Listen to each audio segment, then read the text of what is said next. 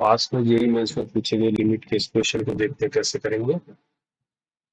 तो क्या दिया हुआ है, limit n tends to infinity में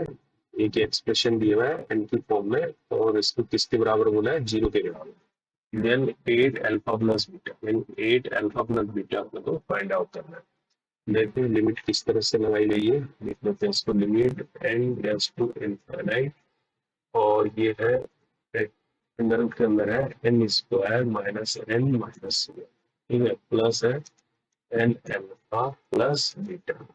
ये इक्वल टू है जीरो के बराबर। ठीक है, इस तरह का एक्सप्रेशन है ना।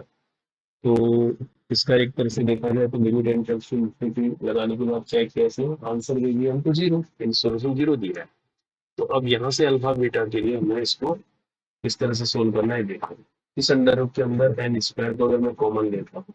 एन स्क्वायर को मैंने कॉमन लिया तो यहाँ बचेगा वन, यहाँ बचेगा क्या, वन अपॉन एन, यहाँ पर बचेगा वन अपॉन एन स्क्वायर बचेगा, ये अंडर रूट के अंदर है, प्लस एन एल्फा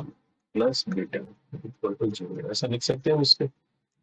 लिमिट है एन टेंड्स टू इनफिनिटी। अब इसको अंडर रूट से बाहर आ सकता है, एन स्क्वायर है तो ये हो जाएगा, क्या बन जाएगा, ये एन बाहर आ जाएगा, इसके अंदर बच जाएगा वन माइनस, और इसको मैं ऐसे लिख लेता हूँ, क्यों लिखते हैं ये अभी बता लग जाएगा आपको। ऐसे लिख लिया मैंने इसको, और इसको लिख दिया हाफ बाहर से, plus n alpha plus beta equal to zero, क्योंकि अंडर रूट को हम वन अपॉन टू लिख सकते हैं ना, और इसको मैंने ऐसे ब्रैकेट में लिख दिया और साइन चेंज कर दिया, यही तो किया है, इसको ऐसे लिख दिया। अब हम यहाँ पर यूज करेंगे बाइनोमियल थ्योरम। देखो बाइनोमियल में क्या होता है, बाइनोमियल थ्योरम में अगर वन प्लस एक्स की पावर एन का एक्सपेंशन क्या होता है, n C not plus n C one x plus n C two x square, ऐसा तो होता ही है ना, ऐसे होता ही एंड सो ऐसे चलता रहता है ना। तो इसको अगर ऐसे भी लिख सकते हैं, इसको अगर ओपन करेंगे तो क्या आ जाएगा, वन आ जाएगा, ये एन सी वन एक्स को एन एक्स हो जाएगा, ये क्या हुआ n C two n n minus one x square upon factorial हो जाता है, ये है तो इस तरह से चलता है। अब हम इस डायग्राम को अगर एक अप्रोक्सीमेशन के लिए लें तो हम बोलते हैं कि बाइनोमियल या अप्रोक्सीमेशन। ये कब लगाते हैं हम,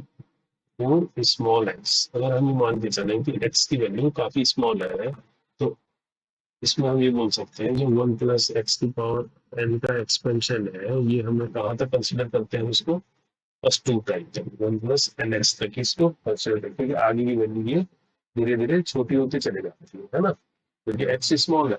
तो ये मान के चलते हैं हम कि वन प्लस एन एक्स इसका सॉल्यूशन होता है बाइनोमियल अप्रोक्सीमेशन के लिए। तो यहाँ पर हम यही लगाएंगे इस स्टेप पर, है ना। यहाँ पर हमारे पास क्या है, जब लगाने के लिए इससे कंपेयर करेंगे तो एन ये बाहर है, इसके अंदर क्या आ जाएगा, वन माइनस ये एक्स है हमारा, और एन कितना है, वन अपॉइंट टू, ये है वन प्लस एन एक्स, इस एन से कंफ्यूज नहीं है ना, ये तो मैंने जनरल आपको समझाने के लिए बताया, ये एन अलग है, यहाँ पर एक्स की जगह हमारे पास एन है ना, और एन की जगह वन पॉइंट टू है, तो जब इसको ओपन करेंगे अप्रोक्सीमेशन में तो one minus n x, n हो गया हाफ, एक्स हो गया ये one upon n plus one upon n square, समझ रहे हो ना इस बात पर, ये हो गया plus n alpha plus beta equal to zero. अब इससे क्या होगा, इसको खोल लेते हैं, ये हो जाएगा one minus one upon two n minus one upon two n square plus n alpha plus beta equal to zero, limit है एन टेंड्स टू इनफिनिटी, ये हो गया। अब इस एन को भी अगर अंदर ही ले जा लेते हैं इसमें, ये क्या आ जाएगा, नेक्स्ट सिस्टम आ जाएगा, limit n tends to infinity, ये आ जाएगा n minus one upon to,